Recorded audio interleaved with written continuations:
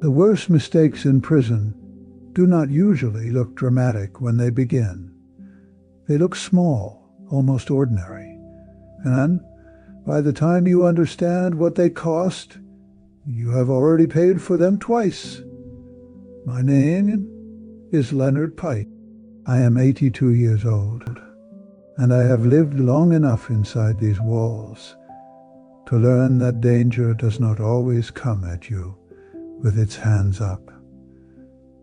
Sometimes it comes dressed as pride, boredom, loneliness, or the need to look like a man nobody can use. When people on the outside hear the word prison, they imagine noise first. Gates shouting metal, boots on concrete, somebody cursing at count, a tray hitting the floor in chow. All that is real. But the thing that teaches you, if you stay long enough, is repetition. The same bunk, the same sink, with rust around the edges.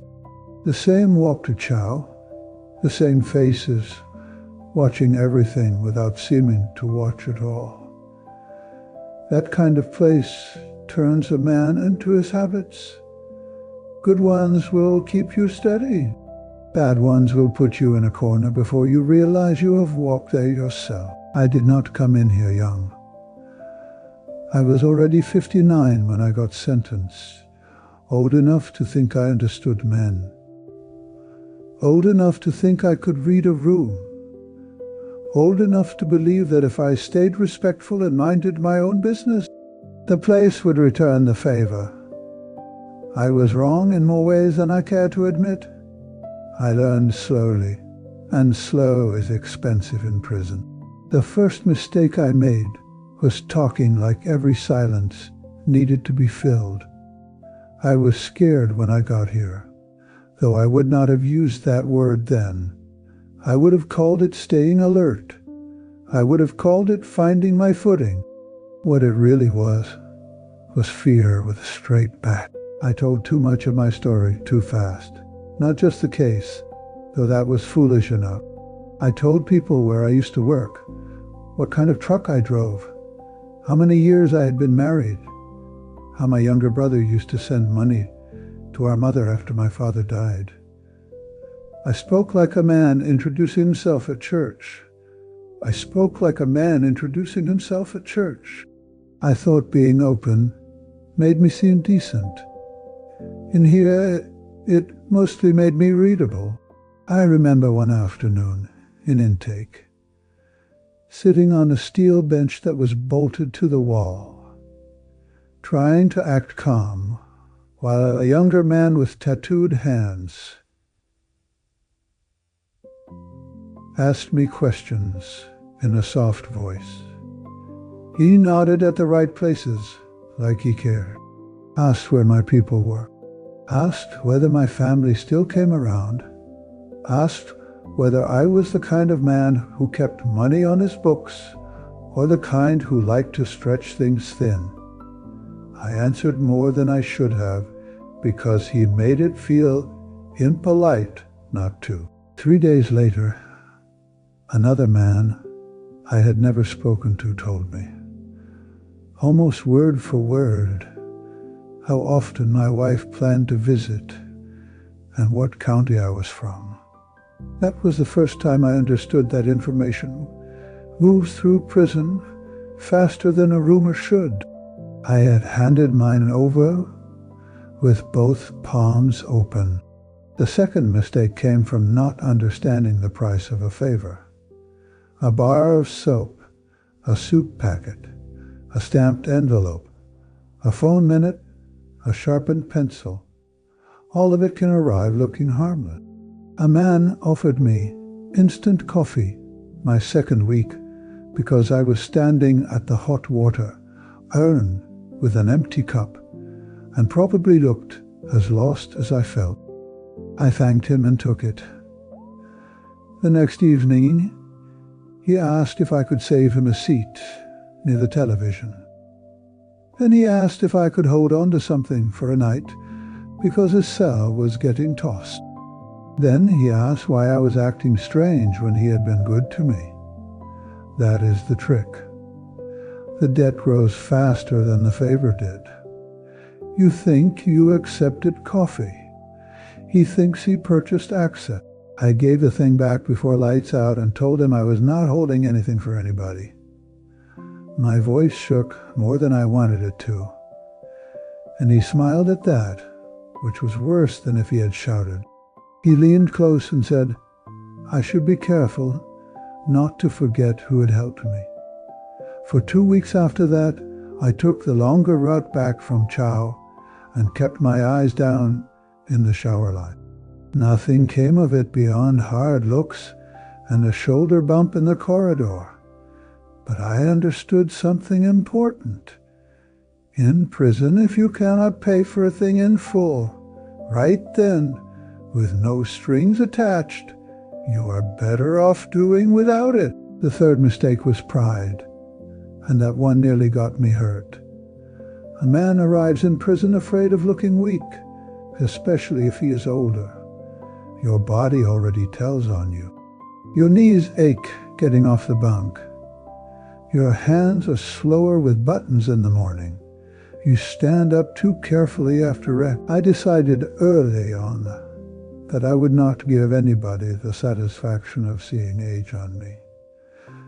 So when a younger inmate cut in front of me in line and clipped my tray with his elbow, I stepped toward him instead of away. I still remember the smell of bleach on the floor and overcooked cabbage in the air, the way everybody around us went a little quieter without seeming to. He was maybe 30, broad through the shoulders, fast in that loose way younger men are fast. I squared up because I thought backing down once would mark me forever. A correctional officer got between us before it turned into something worse. And later that evening, my left hand would not stop trembling. Not from bravery, from the delayed understanding of what I had almost volunteered for. I was too old to be proving myself like that, and too foolish to see that self-control read stronger than performance in a place built on testing men. That was the before and after for me. However, up until then, I believed survival meant showing teeth at the right moment. After that, I started to see that a calm man who knows when to step away can keep more of himself intact. Not long after that came the mistake that changed the rhythm of my days. I had a video visit scheduled with my daughter on a Thursday afternoon. She lives 3 states away, and by then visits had become rare enough that I marked them on the little paper calendar I kept in my locker. Nothing fancy, just a free one from the chapel office with squares too small for the size of prison time. But it helped. I put everything there. Commissary. Laundry. Mail expected. Her calls when I knew about them. I crossed off each day with a careful line because the mind can go soft around repetition if you let it. Days in here stack on each other until Monday can feel like the echo of some other Monday from 2 years ago. That week I was tired and distracted. There had been a shakedown on the tier, then a change in work detail. Then a man 2 cells down started shouting in the night, and nobody slept much. Thursday came and I carried myself through it as if it were Wednesday. I swept where I was told to sweep, ate lunch, folded my state shirts, sat on the edge of my bunk and watched a strip of late light move across the floor. Then an officer stopped at my bars and asked why I had missed my visit slot. At first, I did not understand what he meant. I actually smiled at him, thinking he had the wrong man. Then I looked at the calendar hanging by a bent piece of tape near my locker and saw the square I had failed to mark clearly enough. Failed to circle, failed to honor. My daughter called the next week, and when I picked up, the first thing she said was, "Dad, I waited for you." She did not shout.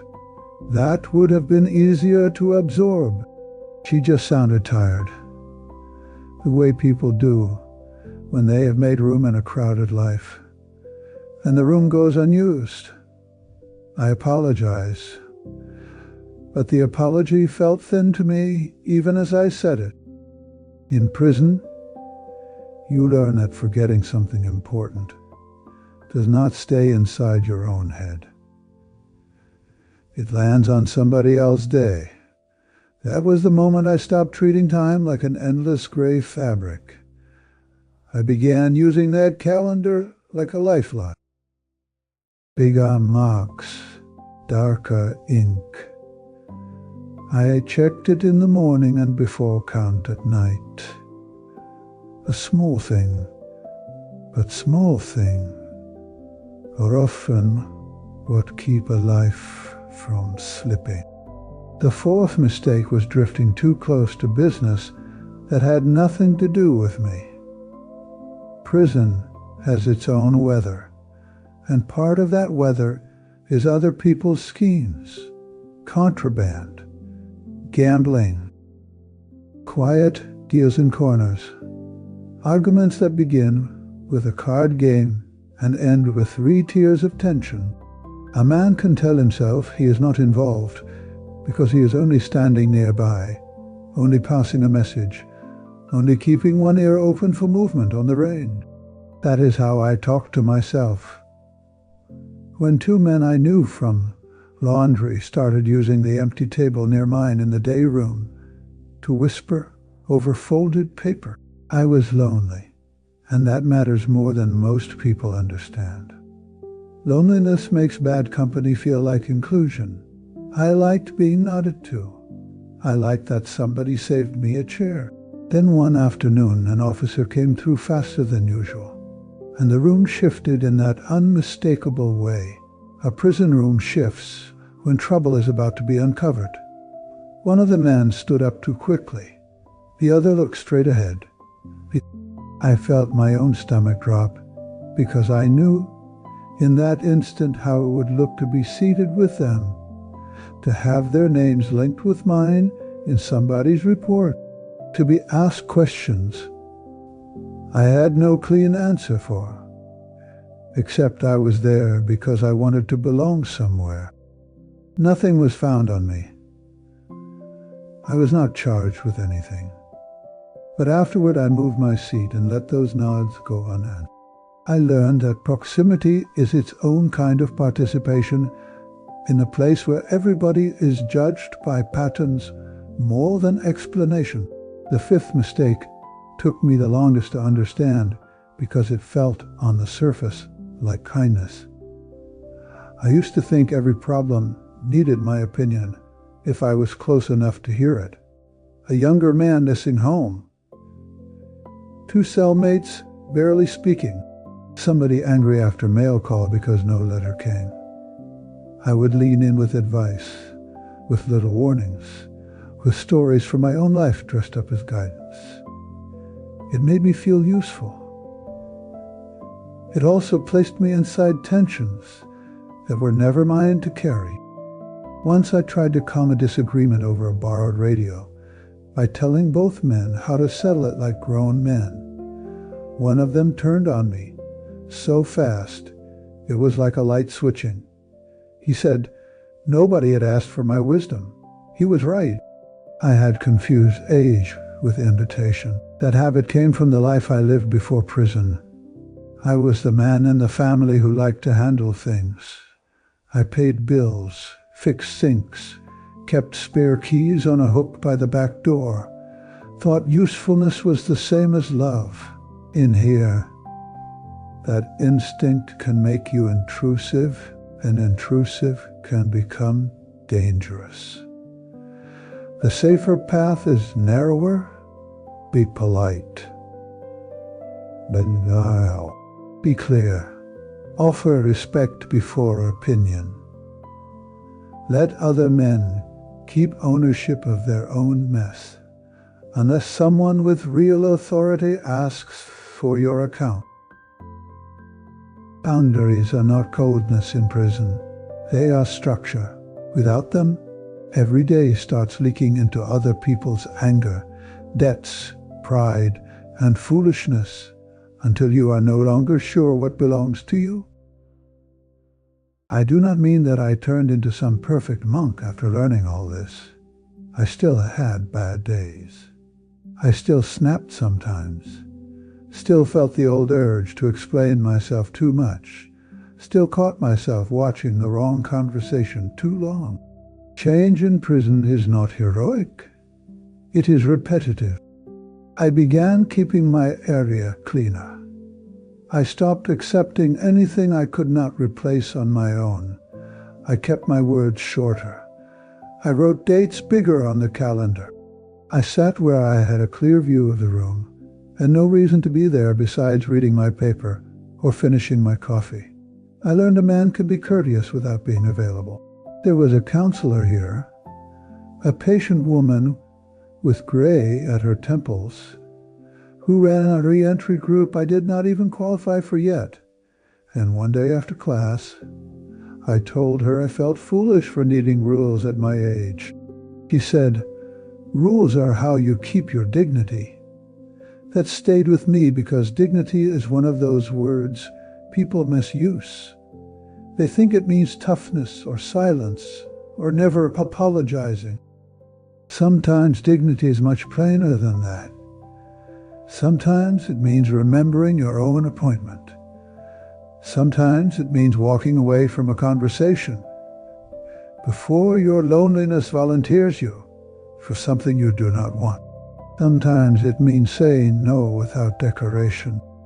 When I look back now, the 5 worst mistakes I made in prison were all the same mistake: wearing different clothes.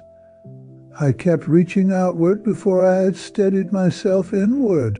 I wanted to be liked, respected, included, useful, untouchable, and none of those wants are harmless in a place that studies weakness for sport. Humility would have saved me trouble. Boundaries would have saved me fear. Self-control would have saved me shame. Those are not glamorous lessons. But prison does not reward glamour.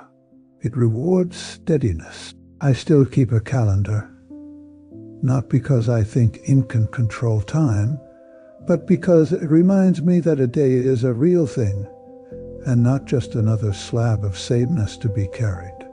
I mark calls. I mark birthdays. I mark the dates I need to keep faith with myself. Every crossed-off square tells me I was present for my own life that day, however small that life may look from the outside. So if you are listening to me, whether you are inside a prison or just trapped in some harder place of your own making, do not wait for one big disaster to teach you what small habits are trying to say. Watch what you give away. Watch what you accept. Watch the people whose chaos makes you feel less alone. Watch that urge to prove yourself in front of men who do not matter. And watch the quiet way a missed day can wound somebody who still loves you. I learned these things the hard way, which is another way of saying I learned them late. Late is still worth something. If you are still breathing, late is still worth something. A man does not always get to choose where he wakes up, but he can still choose how much of himself he hands over before night comes.